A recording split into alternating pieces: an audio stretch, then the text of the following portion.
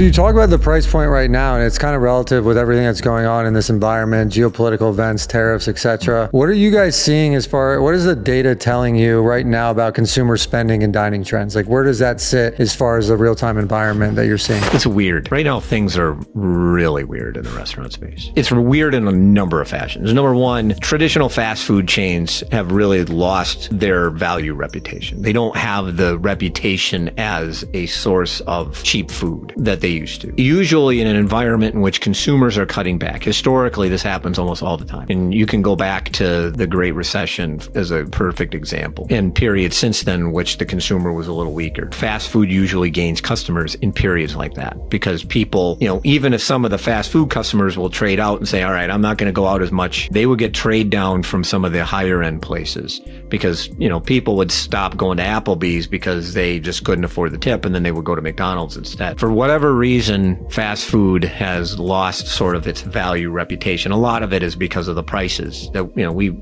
talked about. I mean, it's why one of the reasons why these lines are so blurred is because fast food prices have really gone up. They've gone up in the 30 to 40% range since 2019. And so consumers are absolutely limiting their visits to traditional fast food chains. And so sales so far this year, sales and traffic have been broadly weak. That's one thing that's happening. I mean, the economy on balance is actually still decent. We don't see, overall inflation is come down on balance. They're still spending, generally speaking. If I was just at the airport, then there were plenty of people traveling. People have jobs and things like that, but they're not eating out at fast food restaurants. This year so far, they've cut back on fast casual restaurants. It's hard to tell whether that's just sort of weather related or a bigger issue. But if you tried to get reservations at any really good restaurant in your market, you can't. It's really hard. I mean, so demand for some of these higher end restaurants remains pretty robust. So it's very unusual.